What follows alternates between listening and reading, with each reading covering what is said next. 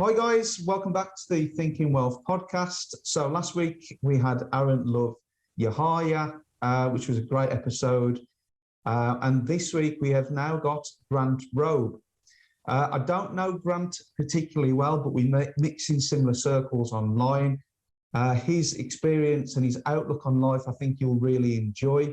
We're going to touch on things in this podcast which we are looking to develop within the Thinking Wealth Hub. Trusts and equities being potentially one of those things. My own understanding of that is relatively sort of low key at this stage, but I think Grant could potentially shed some more light on that in particular. And we will branch off, no doubt, into numerous other subjects as well. So firstly, Grant, welcome. How are you doing, mate? You okay? Yeah, Alex, thank you for having me on. It's a pleasure to be here. I appreciate your time. And yeah, I'm doing really, really well this morning, this afternoon. Great stuff. Right, Grant, I think we'll kick off then, mate. As ever, could you just give us a bit of an introduction to yourself, who you are, what you've done, what you're currently doing? Yeah, that sort of thing. Yeah, for sure. So as everybody's heard, my name's Grant Robe. I'm based in Surrey. I've mixed between Surrey and Nottingham over the course of my life, shall we say. So I lived in Nottingham for 10 years, went to Nottingham Trent University and stayed. I'm a former elite competitive swimmer. So I swam at a national level for over 10 years. Got a national medal to my name, etc. And so that was the biggest part of my life. So when we talk about routines, we talk about discipline, we hear it a lot in the self-development, in the entrepreneurial space. I was doing that stuff from the age of 12 years old and I didn't really know what I was doing other than, it was part and parcel of my life at that stage. So I went to university. I didn't really ever envisage going to uni for the prospect of coming out into a job and a career. It was more to actually get away from home. So that independency, I was one of those students that I said bye to mum and dad on the door and said, like, you're not coming with me. I'll see you when I see you. So it was a very, very independent kind of, and I took that from swimming. I studied planning and property development at university. I didn't finish the degree. I actually changed halfway through, moved on to a business degree, finished that. And I was fortunate enough to get a first class, but I'd be lying if I said I was an academic. I just followed the system and the plan. And I think that will tie into a lot of what we talk about today in terms of how you do what you do, because I'm not the smartest of individuals, but I just looked at the grading criteria and went, cool, that's what you want me to write to get first. So that's what I did. And simplicity is quite a big thing with me and what I do. When I graduated, I moved into sales. I didn't really do much around that. I hopped jobs, ran a swim school because my background was in swimming, moved into recruitment, moved into other various forms of sales, and then realized that I just didn't like working for other people. That's when I was in recruitment just before I left the corporate world. And one of my friends invited me to a Rich Dad, Poor Dad seminar. So that was kind of my first introduction to property. And 18 months later, I'd quit my job and I was building a sourcing and property development business with a business partner. So that was kind of my first steps into business. And I did that or started that in 2017. We built that over a couple of years. And then all the while I was coaching, swimming alongside a lot of what I was doing. But then from that stage, I kind of went full time in property as many people do. And it was good. It was really good. We specialized converting houses into HMOs. We took the business up at its peak. We turned over 775,000. So we were doing really, really well. And one thing that was really apparent for me, and it kind of made me transition to where I was, is property made me somebody who I didn't want to be. And I think that's really important to understand. As you guys well know, property is a fantastic asset class to be involved in, but you have to know who you are in order for it to really work for you. And I didn't know who I was. When I was in property, I wasn't the swimmer and the athlete that I formerly was, and my identity had gone. And something that I talk about now massively is your self-identity as a man and knowing what that looks like. So now I transitioned out of that. I worked with a coach. So I brought that business to a halt. Me and business partner separated ways just after just before rather, my daughter was born back in 2019. And since then I've been a performance coach working with predominantly men. So I specialize in personal development, it's all about mindset, NLP, all of that good stuff.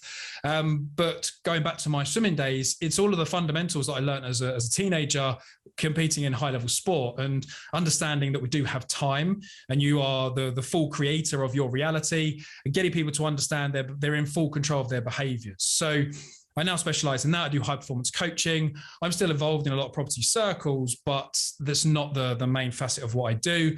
And then more recently, I've started to pursue being a free man, because I think the word freedom and what we think freedom is actually not the truth behind it. And we've always been free, but we have this proverbial invisible cage over us. And we talk about in entrepreneurship, getting out the rat race, but nobody talks about getting out the cage. And I think that's really, really prominent now. And it's something that's opened my eyes, definitely over the last 2 years with the COVID pandemic and, whatever anybody thinks of that.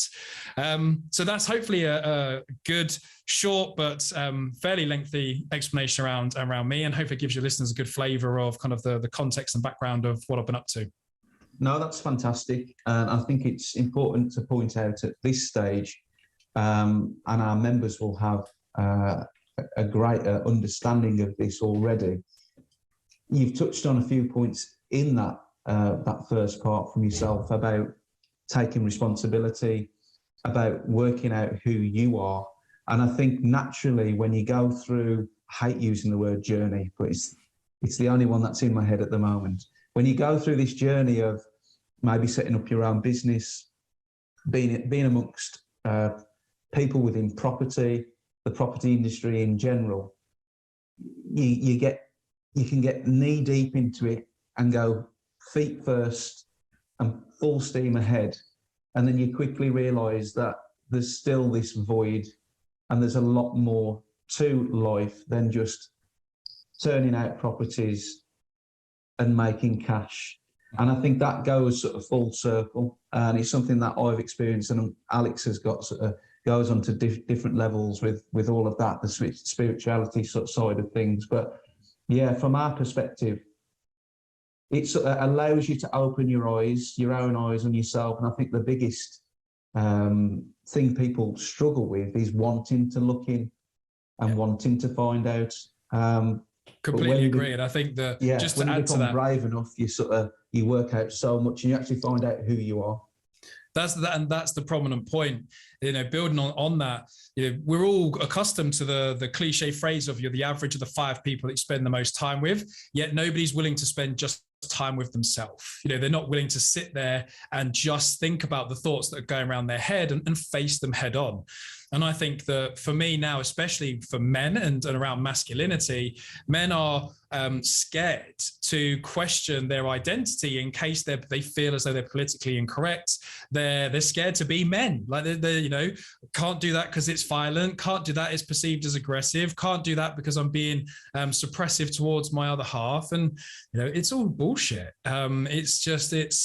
It's one of those where we have to, as you alluded to, like take that time and that step back just to go, okay, let me start to understand me better.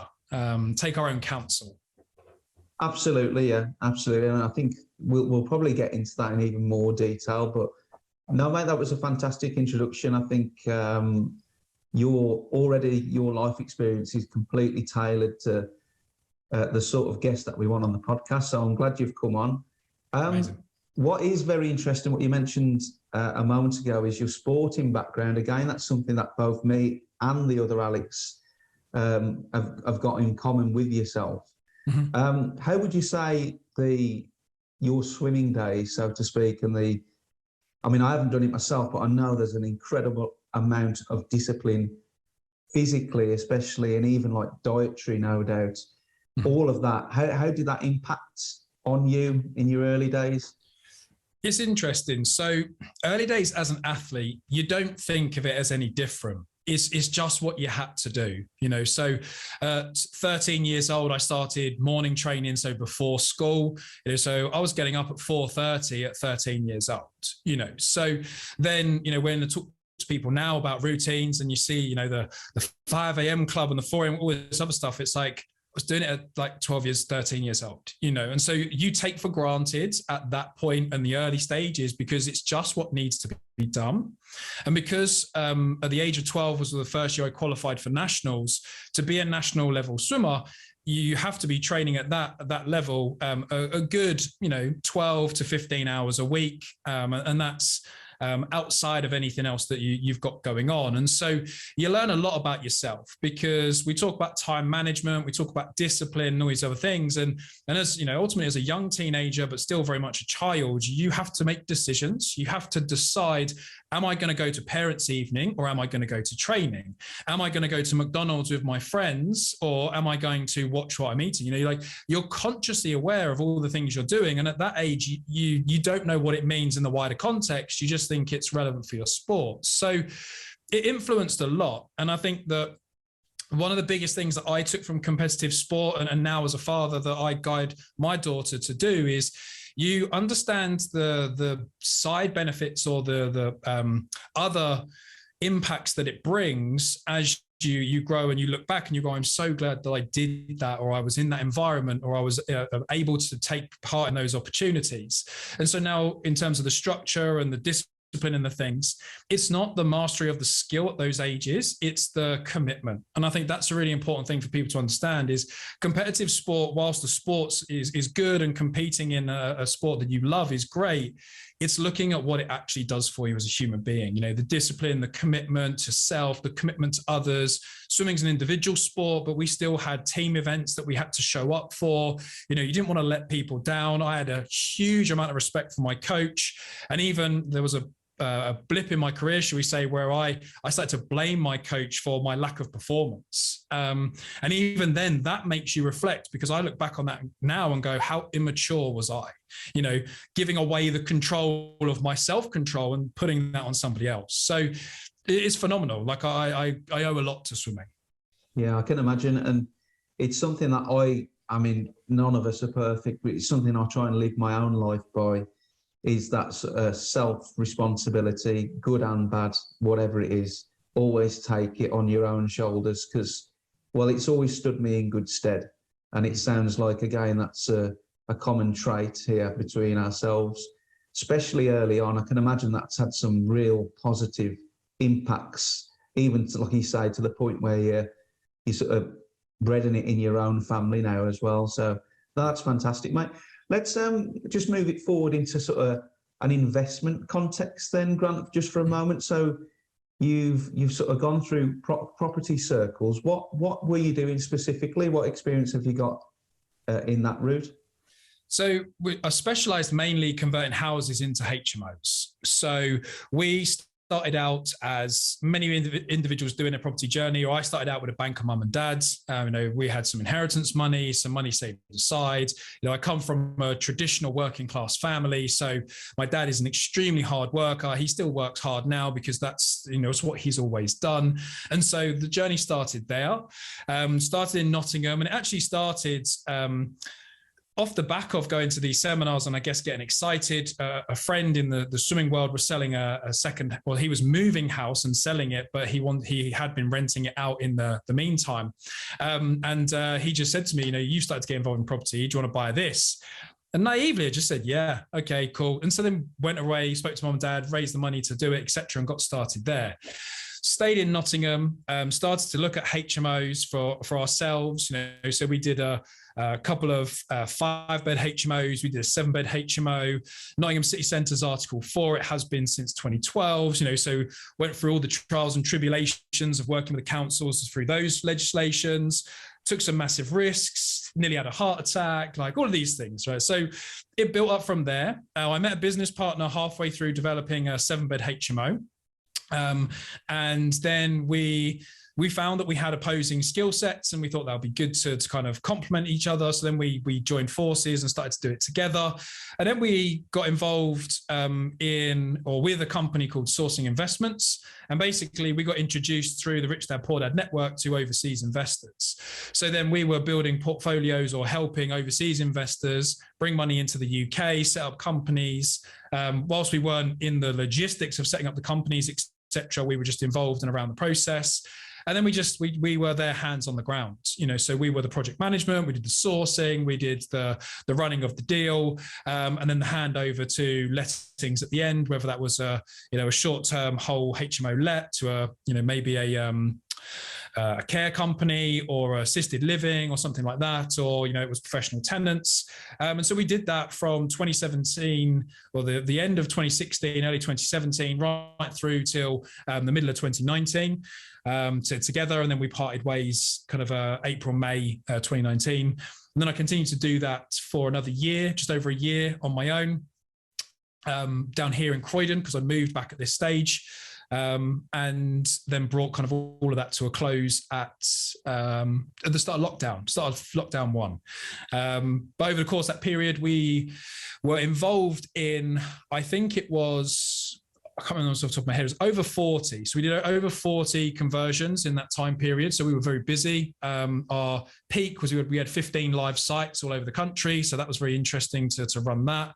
And so we were turning over about 775,000 at the peak. So it was good. It was really good. But it came to an end. Unfortunately, it went a little bit sour. And that was kind of the close of the property piece for me. But houses to HMOs is what we did. And I'd like to think we did it well.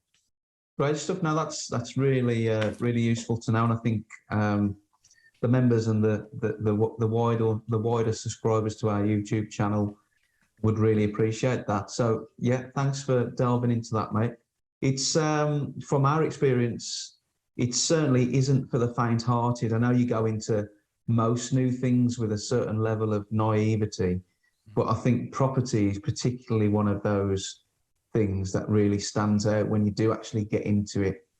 And I think as well, just like exactly that. And if I can, I'll share a story on what you said there about it's not for the faint-hearted. So the 7-bed HMO that I was talking about, and I did do a video on this whilst I was a very different person back then when I did the video, on my first experience doing a 7-bed HMO. So the house, it was a HMO existing, but the license had lapsed. It didn't have planning because it was HMO before Article 4 came in.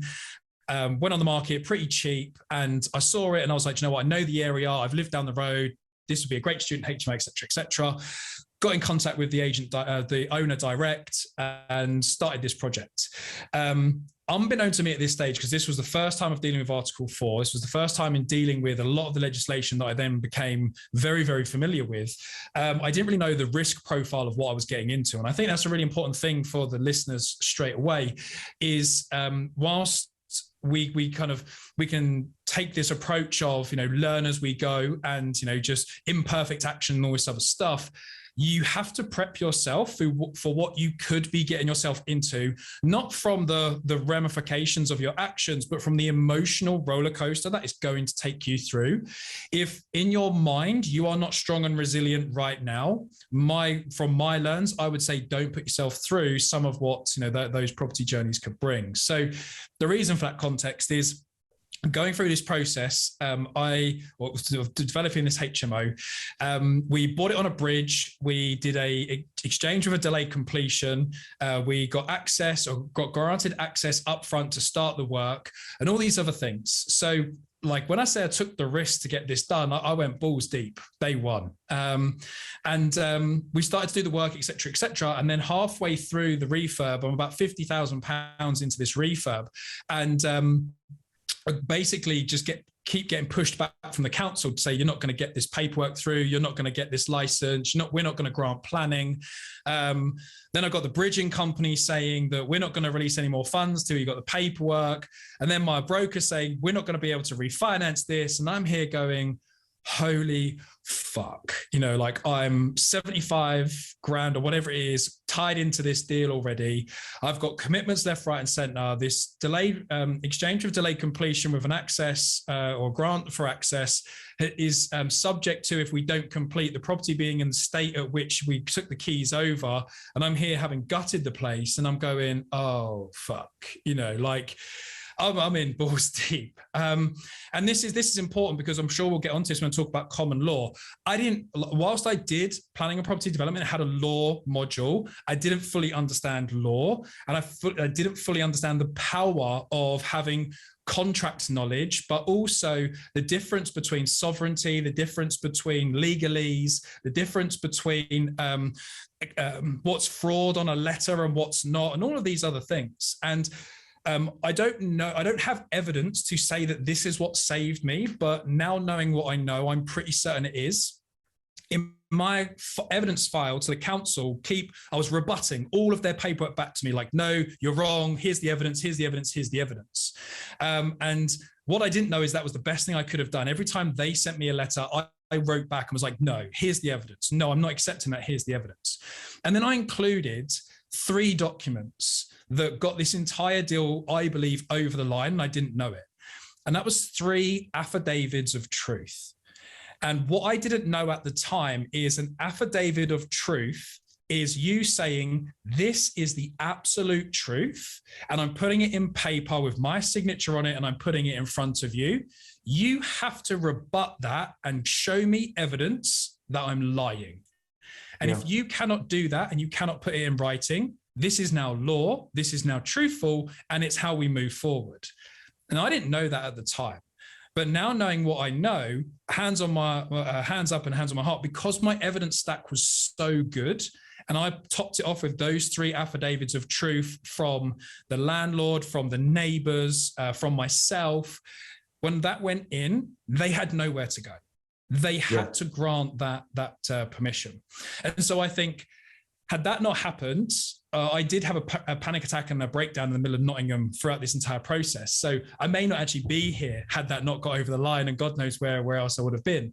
But I think it's really important that your listeners hear that, because that's the importance of understanding, 1, emotionally what you're going to get yourself into when you go into something like this, but 2, also taking the time to understand things like law, legalese, fraud on letters, or what an actual contract is constituted by, how it's deemed applicable or enforceable, and all these other things. Because now, if I knew what I knew now, like, I never would have had the panic attack, and I never would have been worried, because I knew, like, I would have known how to present it. So I wanted to share that, because it's important that, like, say, if you've got listeners who are early on in their property journey, they need to be doing the personal development work whilst they're doing the education around investment. That's exactly what we say, Grant, to anybody that's starting out.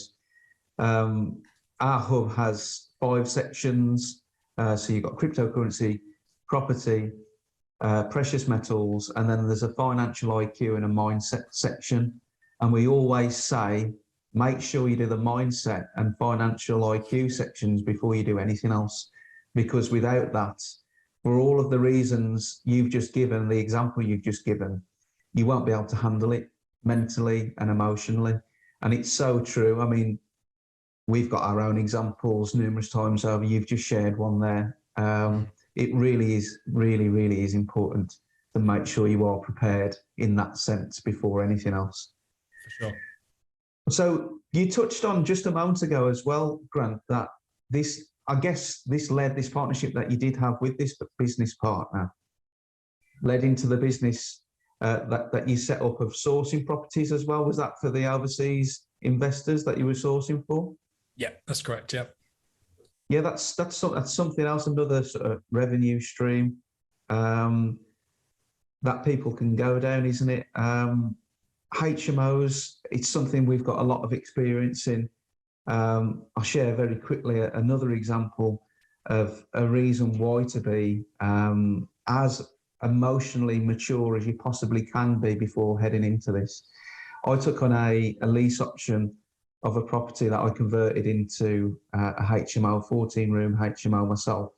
It wasn't particularly a plush one. It was more targeted at a sort of lower end of the market.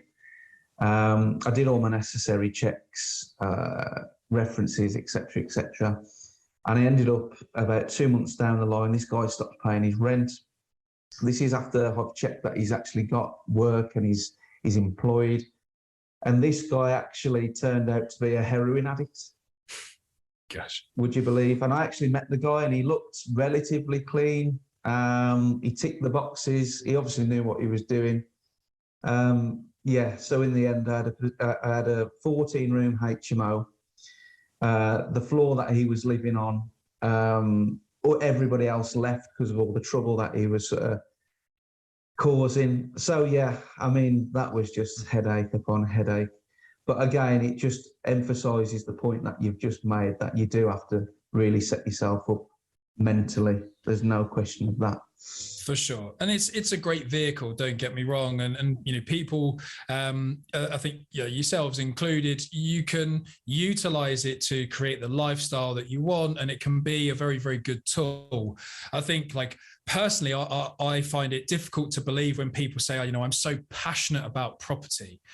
No, like, my belief is you're passionate about the fact that property is a great vehicle to help you do what you want to do. And you just have to, like you've alluded to, be comfortable with what you're going to experience personally, because there's a lot of uncontrollables with that vehicle, like every asset class. So it's just to hone in your point, hone in your listeners. If they've got the access to the mindset stuff, like, dive into that and really embrace it, because you never know what's going to crop up with something like property or just life in general itself. So the more you can sharpen your saw on your own emotional intelligence, the better. Absolutely. Right, Grant, let's move forward into the next part, which I think you crossed over a little bit there, and talking about common law and trusts and equity and that sort of thing. I mean, I've got a very sort of basic understanding. I'd be interested for you to maybe reveal or touch on some of that. Mm-hmm.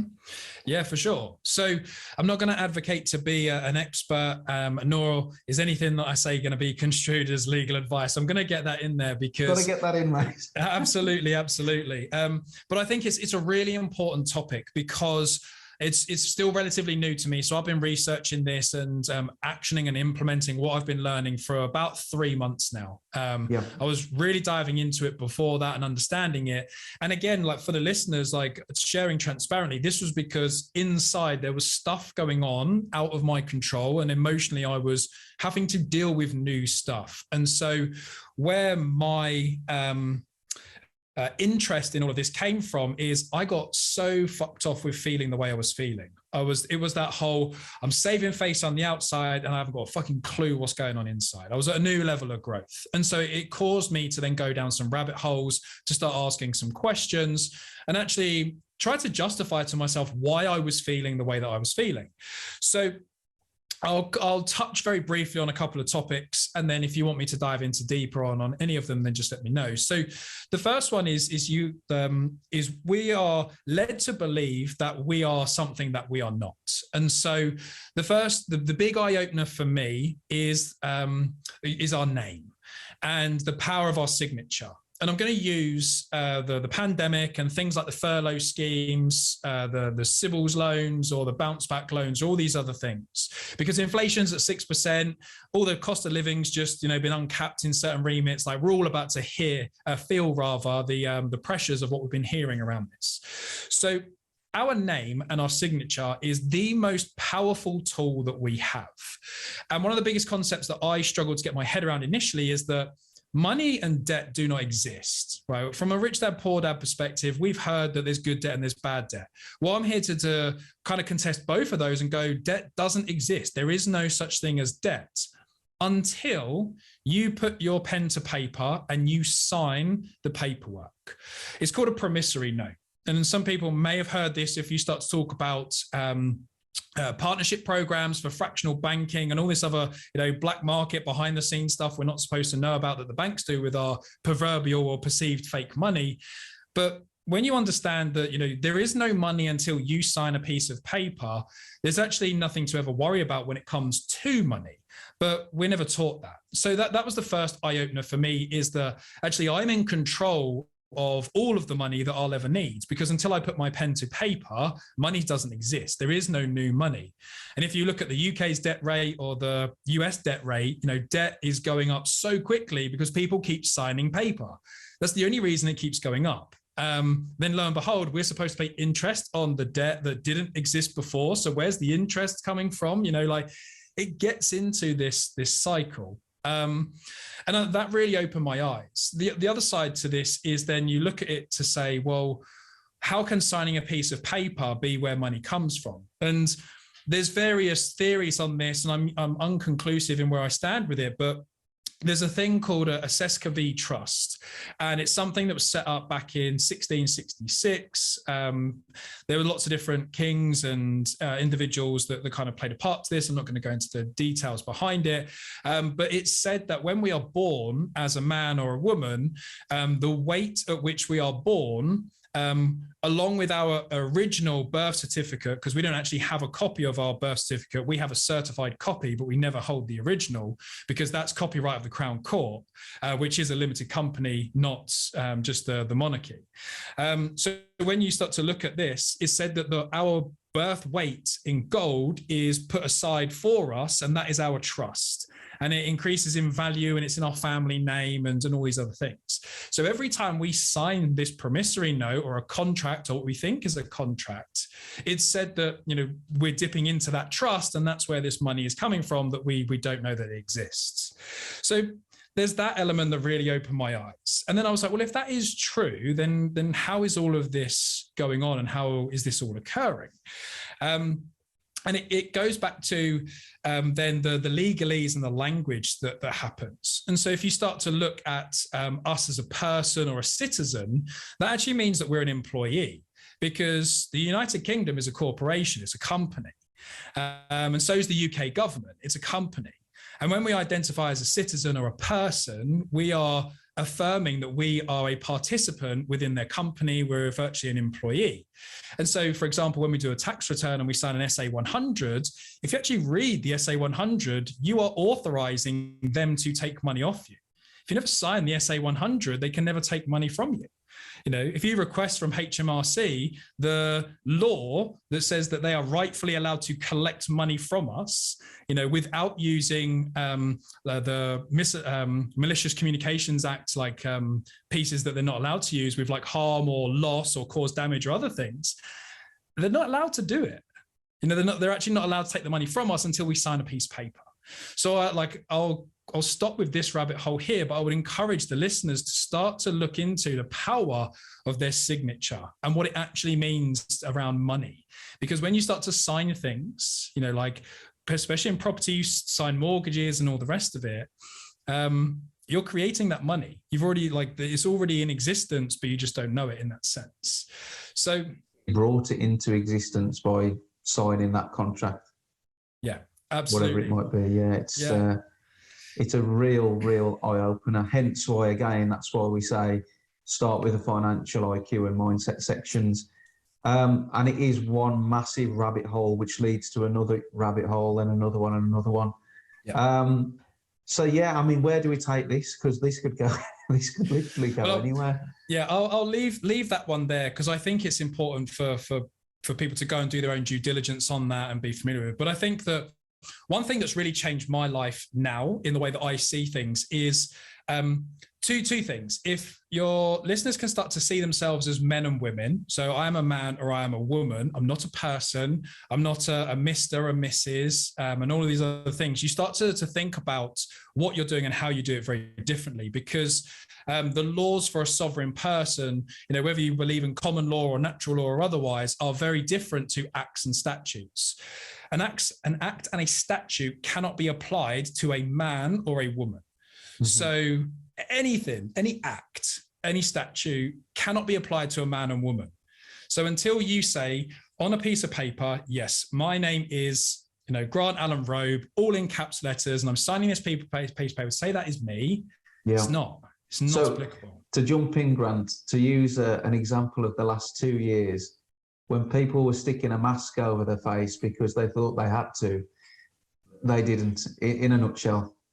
Absolutely. A mandate is not enforceable until you consent to the mandate. And so, and also if you say, well, what jurisdiction are we operating in? Are we in a legal jurisdiction or a lawful jurisdiction? And most people don't know the difference between those two. And so there's lots of research to do here and understand. And then the second part to this is understanding that the world operates in shipping lanes.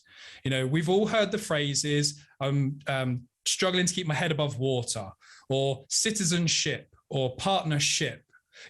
All of these things, they're water references for a reason. The world is operating on shipping lanes, and so it's like when we dock things, why is an iPhone's thing called a docking station? Like, they don't make this stuff up. And so I would really encourage people to understand postal mechanics and understand what it is to use the postal service, because the post office was formerly a courtroom. And administrative courts are not really courts. They are just administrative offices. And so you can become what's called a postmaster of your documentation just by using the postal system. And then again, going back to what I was saying about affidavits, all of a sudden, when you're the master of your documentation and people have to prove their claims against you as a man rather than as an entity, people have got nowhere to go, and like, hopefully people can feel the way I'm talking about this. It just lifts weights from you to go, holy shit. Like, I can control myself. I can conduct myself very differently, and I can be at ease with anything that comes my way because I understand who I am as a man and a woman. So I think that's a really important thing for people to start to look into and to research. Yeah. And I think to take this back to what we spoke about at the start of the podcast, I think this is why. And a lot of people that I've met that have maybe started out in property circles have gone down this path where initially it was all about making cash. And then quite often these same people in the same circles that were like that person to begin with go off and their mind goes away, and because they're naturally inquisitive and they want to know more anyway, they head down the path that you're talking about. And so it becomes less about making a ton of money and more about realizing the power within yourself. Absolutely. Because so here's an interesting one. We talk about names as well, and like say the power within. If you can understand the difference between you as a man or a woman and the piece of paper with your name on it, all of a sudden anything with your name on it is no longer applicable. And so like a piece of information, say just for relevancy with letters and things, anything that comes in a letter that's in a box, the reason it's in a box is because it doesn't exist on the paper. So typically when you look at a mortgage, they'll have the amount that you're going to be paid in a box. It's because they're not paying it to you. It doesn't exist. That's why it's in a box. It's discounted and it cannot be held up in court as evidence because it's in a box. So if you see things that come in tables on letters and it's got your name in it, and let's just say it's a mortgage, like this is your redemption charge, this is your early repayment charge, these are all these other things. It's like they're saying, here's a blank piece of paper for you, so that's liberating. Now, again, there's lots of facets to look at with that, and I encourage people to go and do their research. But again, it's those liberating feelings to go, hang on a minute, I am a human being, well, not even a human being, I'm a man or a woman. I'm not this fictional name on a piece of paper. So I don't want to get emotionally attached to that. Like, let me control my emotions, understand myself, and then I treat my legal fiction, as it's referred to, as something else. Yeah. And I think something else that's also important to point out here when we're in this line of discussion is the sort of importance of being capable to operate in the normal world, so to speak, and knowing how to operate outside of that as well. Yeah. So setting up a trust, for example, it's not something I've actually done myself personally yet. It will be in the not too distant future. Mm-hmm. But the level of security, for want of a better word, that can provide you and your family forever is massive. And the power of that is, I don't think you can compare it to anything else. So it really does move you forward as a person, and no doubt gives you unwavering confidence as well. Absolutely. And I think like it's absolutely right. And so I've just set up a private family trust, and I'm in the process of moving everything that my family owns, not just me, but my family owns, into these trusts. And the jurisdiction that I'm setting mine up in comes with layers. So there's like the actual jurisdiction that governs the trusts. Then there's like regional security levels. Then there's actual private trusts for yourselves and communities around you. And so there's multiple layers. And just like you've alluded to there, having that security, it then means that you, again, as a legal fiction name, are not liable for anything. So people want to come after your house, they can't. People want to come after your car, they can't. People want to come after whatever they want to get access to, they physically can't, because it's got nothing to do with you. Yeah. And it's like, topical, not topical, whether people believe in the agendas or not. But if you look at the World Economic Forum's principle around, 2030 agenda, you'll own nothing and be happy for it. Whilst what they're saying to us is we're going to own everything and we're going to tell you what you can have. If you take a step back and you think about that principle, you just have to learn from what they're doing. Ultimately, they want to control everything. And a trust allows you to do that. Because, for example, if you set up your name, so I've got Grant Allen Robe Limited, like my name is a limited company, because that gives me protection. So now, and again, do your research on this, but now if I get a letter where my full name is in capital letters, they're referring to the limited company that I've incorporated, not me as a person. So like that straight away, nice ease and peace of mind. But I can have that limited company as a trust, as a beneficiary to my trust. So now anything that's owned in that circle, it's got nothing to do with me as a person. You've got to work through all the security measures to gain access to anything. And this is how the elites do what they do. They control everything, but personally, they own nothing. And that's what that agenda is kind of says to me. And kind of what I've learned from that is, whilst they're trying to take everything away from us on an ownership, all they're seeking to do is control it. The mechanisms are exactly the same for us, and a trust allows us to control anything and everything that we want. We just have to know how to move it in. Yeah, and I think what is fantastic to see talking about this subject matter is the amount of people that are getting their hands on this information now. Yeah. And it's probably going to be one of the factors in why the current financial system, for example, may eventually topple down whenever they actually allow that to happen. But yeah, I would imagine the more people that find out about this sort of subject and actually take action about it, then, they're doing a damn good job of wrecking the financial system that's currently in play anyway. But this on top of that, with people's awareness around it, it's going to be a fascinating, you just mentioned the UN 2030 agenda there, it's going to be a fascinating next 5 years or so, I would suggest.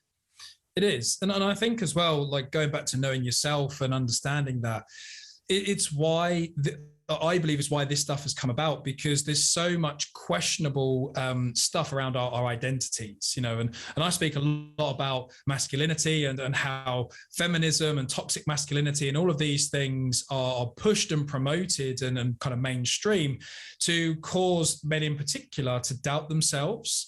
And therefore, if we look at infertility in men, it's up something outrageous, like 55% in the last 25 years. You've only got to look at that trajectory and go, well, in 25 years' time, men will be sterile. Like it doesn't take a genius to see those numbers. And so then you look at that, you look at the, am I gay, lesbian, trans, questioning myself, like whatever else, like it doesn't matter where you see yourself. All you need to know is you've caused internal confusion and you don't know your identity. You're a man or a woman, like that's where we were naturally and kind of how the creator, whatever you believe the creator to be, has made us. Because all that questioning is going on, these agendas are coming through quite easily, because whereas, we've seen things like the Canadian convoy and, there's a lot of stuff going on in America at the moment and Australia and whatever else. But when you start to look at the actual resistance, if you rolled the clock back 200 years ago, there would have been fighting and warriors, Sparta would have unleashed its fury kind of thing, because men were foot down, this is the line, don't cross it type individuals and stood up for things. We don't do that anymore because we believe that we're going to be politically incorrect and then get trolled by a keyboard warrior. Like, why we're scared of that, that just shows us where things have gone and why these agendas come into play. Yeah, and I think it proves that there's been this clear strategy from the powers that be to do exactly all the things that you're describing there, to make people feel powerless, whether that's a man, woman, child, whatever that might be. I watched a documentary that was recorded in 1985 that showed you how it took 20 years to manipulate a population. So the fact that it was recorded back then, and this was one of the elites at the time, talking about how to manipulate a population over 20 years, it hasn't just been made up. We are, and you touched on very briefly about kind of spiritual journeys and things. We are so low in a vibrative state most of the time that we have no clue about our true potential. We have no idea about it, And I saw a really interesting thing, and again, I like to spark people to go and think. There was a breakdown video of how a pyramid would be built in the modern world, and today's JCB type lorries and things carrying what is deemed to be the size of the blocks that were used to build the pyramids. Using that machinery, it would take 25 years to build the pyramids. So you're telling me that they had pickaxes and ropes and whatever else, and they created these things? Like, I believe personally, I haven't got all the evidence to suggest it, but I'm doing the research, that our vibrational level has been suppressed so low that we genuinely do not know the capabilities of our true power. And because of that, we're very, very controllable. I don't think there's any doubt about it. I mean, if we need an example, just look at the last 2 years. Mm-hmm. I mean, Absolutely. It's been crazy. I mean, to just take it back to what we spoke about a little bit earlier on in the podcast. So, I mean, I've already alluded to it once already. You sort of start out in this sort of investment journey, looking to, especially as a man, looking to make money, et cetera, et cetera. And then I think the further you go along that path, instead of that being the ultimate goal, you just see it as a vehicle, and it leads you back to yourself. So, I mean, we invest in cryptocurrency, property, precious metals. So if we were doing this maybe 10 years ago, it would be all about the money generated from that. Whereas now it is that, because there is a level of comfort, and there is a trade-off with that, but it's more what it does for you as a person, the freedom, the time that it affords you. Mm-hmm. Definitely. And I think as well, people need to decide what money actually means in their life. Not means to them, but it actually means in their life. Because like Jeff Bezos and Bill Gates and Warren Buffett, they're not the fucking richest people in the world. You don't know who the richest people in the world are. They are the characters that are playing these richest people in the world. You've only got to look at the Yahoo Financial whatevers and see the BlackRock and Vanguard. You can't see the shareholders of that, and they own, I think, is currently 89% of all the PLCs in the world. So you look at that and go, okay, well, if they own 30% or whatever it is of Amazon, well then, as well as Microsoft and all the rest of it, like, we're duped in believing that money is these things. But I believe that we're shown people like Bill Gates, Jeff Bezos, all the rest of it, because the mechanisms that are now available, it makes it like, oh, we could get there, give us 30 years. That could be us. The whole, started in my garage story, blah, blah. Like, isn't it coincidence that all these big tycoons started in their garage? Like, did somebody just go, do you know what, we can have the same story for everybody to go, inspire everybody to start in their garage kind of thing. But when you look at that, like you said there, you can go so far down a journey and the pursuit of money. And I've done a lot of research with men at the moment. Out of 650 men that I've surveyed, 83% of them are driven to achieve financial goals and better their financial position. But 79% of them are not motivated to achieve other goals in their life. So it's nearly equivalent that they are purposefully and fully driven by money and nothing else. They have no motivation to achieve any other goal. And yet those same people hate what they see in the mirror. They don't really feel very masculine. They've got shit relationships with their wives, and they don't know what their purpose is in life. And And my biggest thing is, well, join the fucking dots. You're pursuing money and everything else in your life is not where you want it to be. So you have to make the decision on, what money actually means to you and what you want to do with it. Because the other side, and I think it's a really good catalyst that people need to be aware of as well. Look at the convoy for Canada and that GoFundMe account, 10 million to those truckers, boom, switched off, frozen. And then anybody that contributed more than $25 had their accounts frozen. Like, you are not in control of that fiscal system. You are not in control of that money. If the government wants to shut your access off to money, they will shut it off. I know people personally who are not, let's say, affluent. They're not, and when I say affluent, I mean like what you would class as a high net worth individual, 250K liquid in their account, 100 grand in assets, all these kinds of things, like net or whatever you want to call it. They're not those types of individuals. And HMRC and government, all the rest of it, are shutting down their bank accounts because of their views on things, the actions they're taking, and because they want them to be silenced. So do you want money and to be a slave to money and the system that is created, going back to what we're saying about signatures and things, or do you want to be free? Do you want to actually live life on your terms, not from the proverbial sense of, I'm on my self-development journey, but actually, I don't conform to all of that stuff, and people have to decide how much money actually allows me to do what I need to do. The rest of it is security and protection. Yes, absolutely. It's a real fascinating conversation. It's something you could talk about all day. It really is.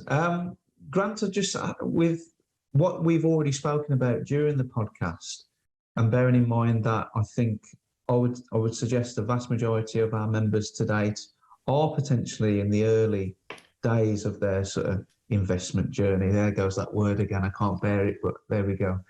What 3 bits of wisdom, advice would you maybe give them to help them starting out? Put you on the spot a bit there, by the way. For sure. I think the biggest thing, I'm going to go from lessons that I learned, because I think it's important that when we're setting goals or we're looking at what we want from things, that we start, from the cliche phrase of start with the end in mind, but probably not the end that they think about when they're kind of asked that question. So the first bit of advice I would suggest anybody does is, before you get into investment and whatever vehicle you're using, is have your non-negotiables for yourself up front. So the reason that I say that is, when I got into property, all I did was work. I worked 7 a.m. till 10 p.m., 6 or 7 days a week. There's photos of me when my daughter was born at, houses and things. And I'm sat there with, on my computer in the background, whilst the family are doing all other things. Like, I was that guy. I was fat, I was lethargic, all of this stuff. And this is from a former athlete.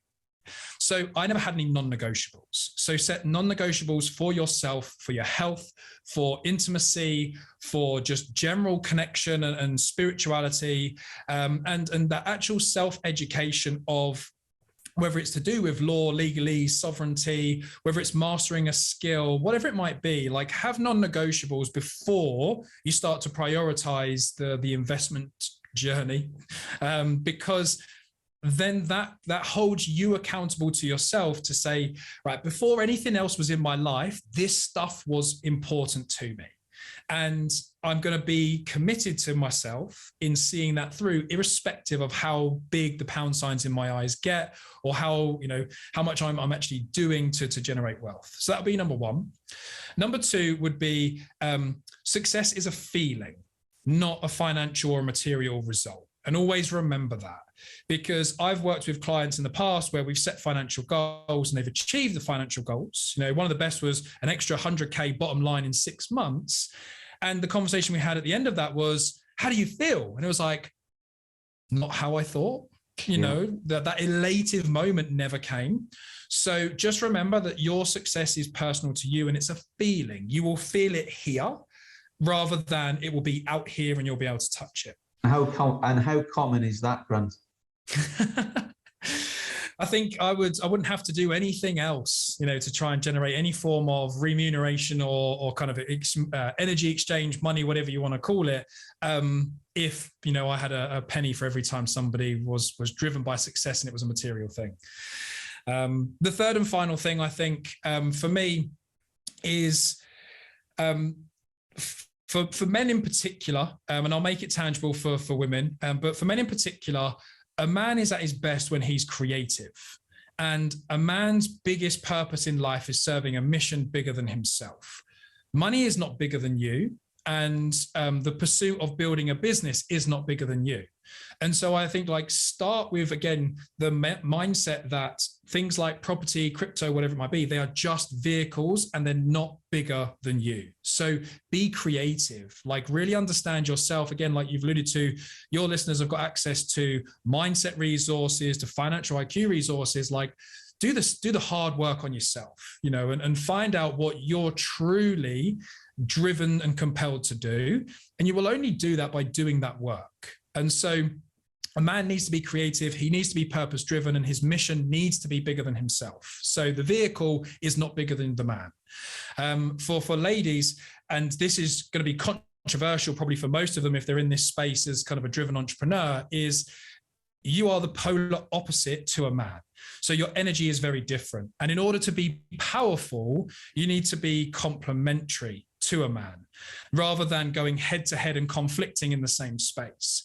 And I get so much pushback for this, but if you look at women in their entirety, fullest power, embracing their feminine energy, they are not driven by money. They are not driven by business. They are involved in these things. And I'm not saying for a moment that women cannot be, but don't make it all about that, because statistically, the most unhappy age group, bracket, demographic, whatever you want to call it, is 40 to 40-year-old single women with no kids in high-paying positions, roles, business owners, etc. That are most unhappy. Grant, sorry. So statistically, the most unhappy demographic, I think it's across the US and the UK, is women aged 40 to 49 who are unmarried, without kids, who have really high-paying, high-stressful roles in society. And the reason for that, I believe, is men have a 24-hour testosterone cycle. Women have a 21 to 40-day menstrual cycle. Their emotional roller coaster, shall we say, is 28 days long on average. Men's is 24 hours. We can get up and get going and drive and serve a mission. Women biologically are not supposed to do that day in, day out. So I think for women, it's don't put too much pressure on yourself to compete in this proverbial man space. Love yourself a little bit more and give yourself the time and space, when to get a little bit crude and raw with it, but I've worked with a lot of female clients. If you've got your period for a week, have a week off, chill out and relax and have a real easy week, lean into the feminine energy. And if you do that from day one, then the stress and the pressure becomes so much more manageable. Well, I appreciate the honesty, particularly in that last bit. Again, probably one of the main reasons why I asked you to come on the podcast was for that reason. I knew that's what we were going to get. So yeah, thank you, mate. That was really good. Might be controversial to certain people, but it's good. It gets people thinking. It shakes them out of their comfort zone, and you'd hope would make people maybe question themselves and what they're doing. So again, thank you for that. Grant, we're near enough at the hour point, mate. I wanted to give you the opportunity, because I know you've got a lot going on yourself, just to tell the listeners where people can get hold of you, whether that's social media or emails or whatever you might have. Yeah, for sure. So easiest way to follow me on what I do is Instagram. So my handle is Grant Robe UK. My business, shall we say, is Visionary Dads. At the moment, it's a community very similar to what you're building, a monthly subscription. And what I've done is actually I've converted what was my high ticket coaching program into a very low cost monthly membership, because of looking at the financial climate now and the stats that I alluded to earlier about being financially driven. giving men more access to bettering themselves in a community feel, to where they can feel safe and inclusive to talk about all of the politically incorrect stuff, shall we say, I think is really important. So visionarydads.co.uk. You can follow the Instagram handle. Again, it's just @visionarydads. And then also I've just launched a new podcast myself. It's called The Uncensored Man. And that's also got a Rumble channel. So you can just search Rumble for The Uncensored Man as well. So they're the best places to connect and follow my work. Fantastic. Right, Grant, I really appreciate you coming on. I've really enjoyed that. And no doubt the listeners will as well. Amazing. Thank you for having me. Appreciate it. Thank you, mate.